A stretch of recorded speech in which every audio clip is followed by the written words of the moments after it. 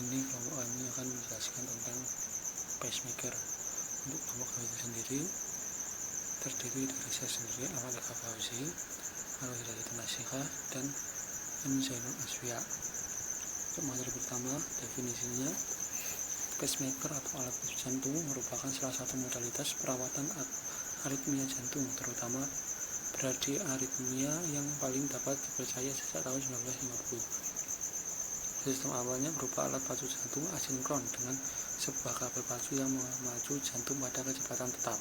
Seiring berkembangnya zaman, maka teknologi alat pacu jantung makin berkembang dan penggunaannya dapat disesuaikan dengan kebutuhan tiap individu pasien. Kabel pacu bisa bersifat unipolar, bipolar, atau multipolar. Kabel pacu umumnya diletakkan di appendix atrium kanan, ventrikel kanan atau RV, atau pada tipe alat dua ruang pada keduanya. Pada kabel pacu bipolar, kedua anoda dan katoda berada pada kabel pacu yang sama, sedangkan pada model unipolar, generator pulsasi bertindak sebagai anoda dan kabel pacu sebagai katoda. Model bipolar lebih banyak digunakan karena lebih tahan terhadap gangguan elektromagnetik atau electromagnetic interference. Ini adalah gambar dari yang sebelah kiri. Ini adalah lokasi pemasangan dan alat pacu jantung transkuntal. Ya, tepatnya di sini seperti pada gambar. Lalu yang gambar satu ini adalah pilihan jalur pernafasan pemasangan pacu jantung intravena. Dan yang ini adalah lokasi kabel-kabel intrakardiak. Lalu untuk pacemaker sendiri atau alat pacu jantung, sebenarnya bisa dibagi menjadi dua, yaitu alami dan buatan. Untuk alami itu adalah jantung sendiri, lalu yang buatan itu adalah alat kecil yang bisa diimpan pada jantung.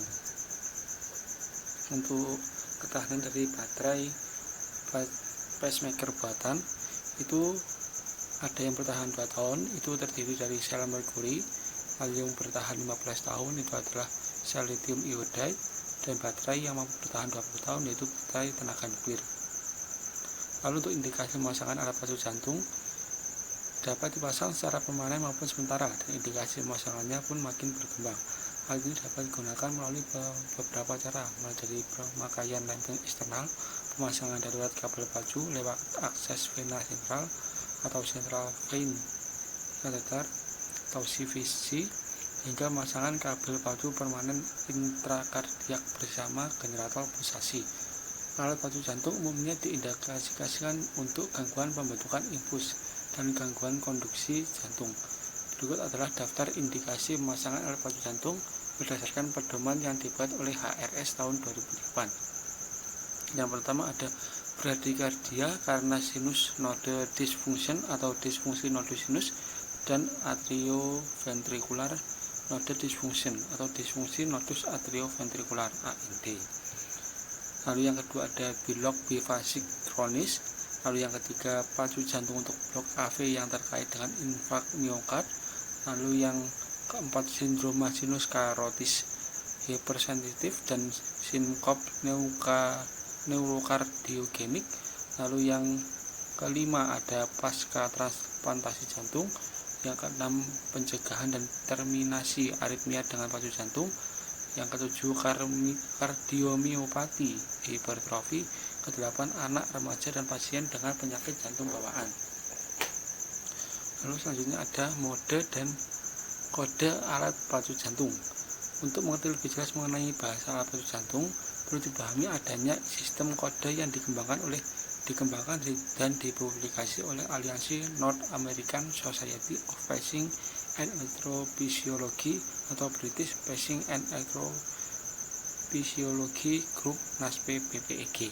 Sistem kode ini berisi sistem 5 posisi dengan sebuah huruf di tiap posisi untuk menggambarkan fungsi program antibradikardia, denyut jantung, dan pemacuan multilokasi. Posisi pertama mengindikasikan ruang yang dipacu, posisi kedua mengindikasikan ruang yang ditilik, posisi ketiga menggambarkan respon terhadap tilikan, posisi keempat dan kelima mendeskripsikan fungsi yang dapat diprogram dan fungsi antitakiaritmia, namun keduanya jarang digunakan. Ini adalah tabel kode generik program alat pacu jantung. Yang ini adalah ruang pacu. Kode pertama ruang pacu, lalu tilikan, respon terhadap tilikan, modulasi kecepatan, dan pacing multilokasi.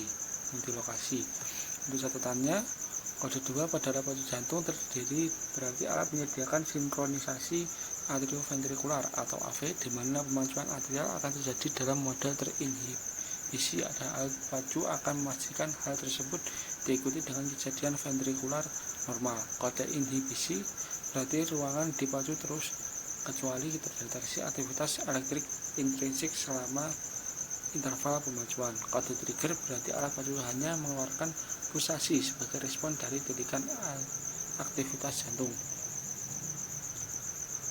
Ya, itu tadi yang dapat kami sampaikan dari kami. Saya mengakhiri. Wassalamualaikum warahmatullahi wabarakatuh.